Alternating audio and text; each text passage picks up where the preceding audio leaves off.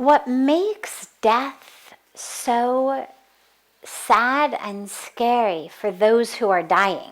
Those who are staying behind, of course, have a different problem, which is I'm going to miss this person. But the one who's dying, that fear, that sadness, that lack of happiness are due to, oh my God, it's over. Or it's almost over. I haven't done enough. I haven't done what I wanted to do. I've wasted time. I've made a mess. And the thing is, because we're all going to die and we know that, it's a really good idea to start living with that awareness. That if I know, okay, I'm going to die a week from now, or a month from now, or 6 months from now, how am I going to live? How am I going to live differently? Now, not all of that can be applied to our daily lives. So for example, if you knew you were going to die in a week, chances are you wouldn't bother making life insurance payments or fire insurance payments, or, buying a cheap airplane ticket 6 months in advance to go away for the holidays. But aside from those things, a lot of the decisions that we would make, knowing that we only had a short time to live, are actually the same decisions that we really should be making every day. And so, for example, if you knew that you only had a week to live, and somebody came and said, did you know that those people across the street got a new car, and it's so much nicer than your car, and I don't know how they're able to afford it? Would you care at all? Even a little bit? I mean, if you know you've got a week to live, are you going to care even a tiny bit about what anybody else is driving or wearing or earning or doing, or with whom they're doing it?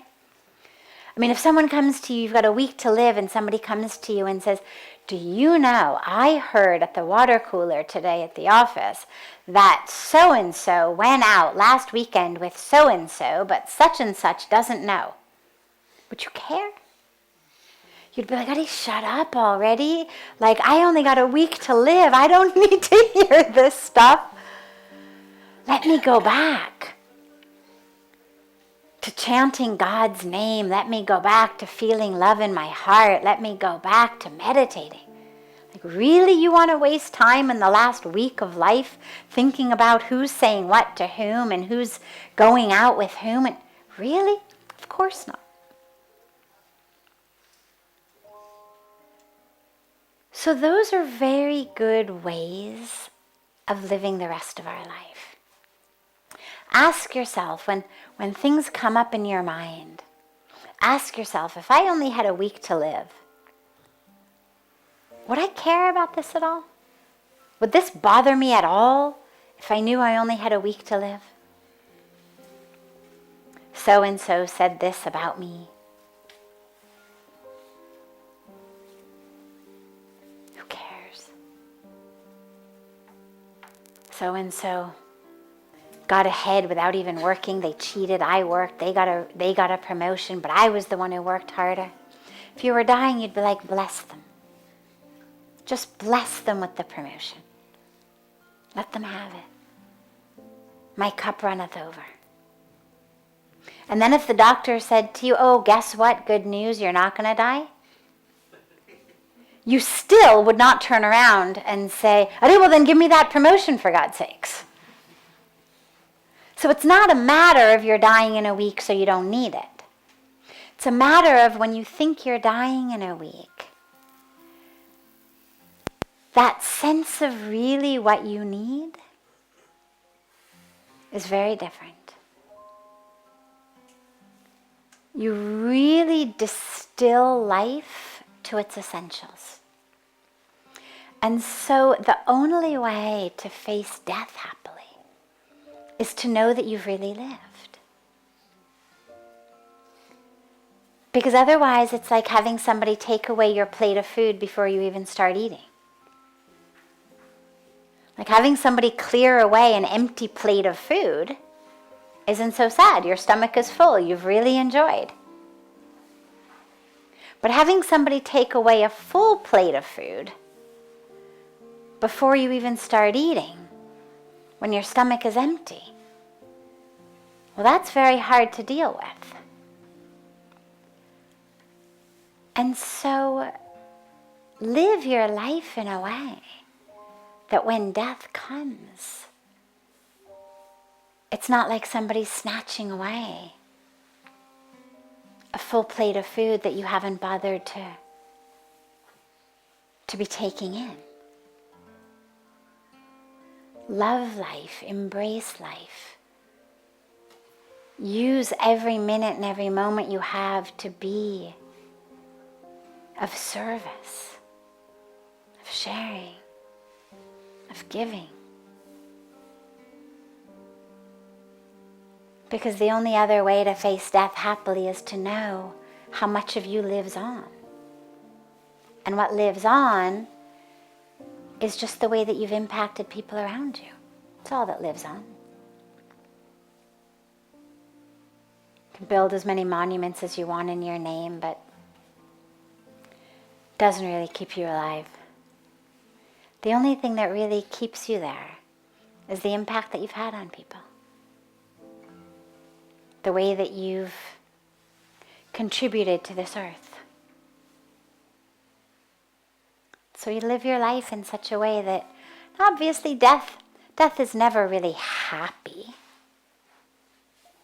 Unless you're very sick and suffering and it's just sort of the end of a horrendous time of suffering. But even then it's not happy, because people in that situation are always hoping and thinking maybe there'll be a miracle, maybe they'll get some cure. But it's not that you're happy to die, it's that you are happy living, and therefore when death comes you will also be happy. It's not, oh, I'm so happy to die. It's, I'm so happy. Period.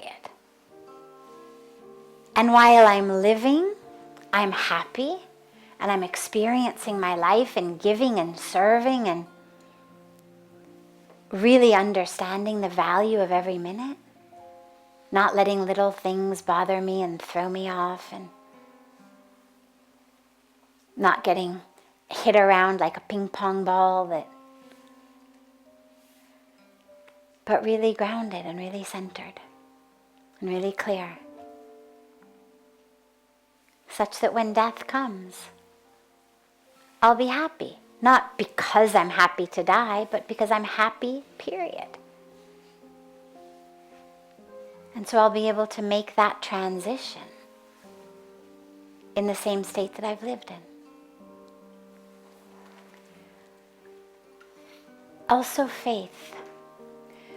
Because if there's no faith, then death is just into an absolute unknown, a void, a nothingness. And inevitably that's scary, right? I mean, fear of the unknown. If I don't know what it is and it's dark and it's nothing, well, yeah, that's scary. But if I've got a faith in the universe, and I've got a faith in God by any name, any form, it doesn't matter. It's like, if you've ever been in a swimming pool, but especially, a pool with kids, if you don't have your own kids, but you've been in a pool with kids, and what you see are when little kids are learning to get in the water. Typically what you have is the parent, the mom or the dad, is standing in the water, and the little kid is right on the side of the pool, and the mom or dad has their arms like this, and they're saying to the kid, jump, jump. And the kid's like, ah, and the parent says, jump, jump, it's okay, I'll catch you. And finally, after lots and lots of coaxing, and the kid runs back and forth, and finally, the kid takes that leap into mom's arms or dad's arms. And once they do, once they leap and they're caught, they're so excited that they can't wait to get out of the pool and try it again. And then they want to just keep jumping and jumping and jumping until mom or dad says, okay, enough, my arms are tired, we'll do more later. And this is how life works. If you can learn to jump in life, if you can learn that God's arms, and again, it doesn't matter what your religion is, it doesn't matter how you conceive of the divine, by a name, a form, nameless, formless, a presence, whatever it is. But if you understand that there is a presence, and a presence of love and caring in the universe, of goodness in the universe, and you learn to jump into that in life, then death's just another jump. It's just another close your eyes and jump, knowing that on the other side, you're going to be caught. But if you haven't developed that faith in life, it's very hard to develop it on your deathbed. Not impossible. People do have spiritual transformations on their deathbed, but it's much easier if you can develop it while you're living. And then it carries you into that transition.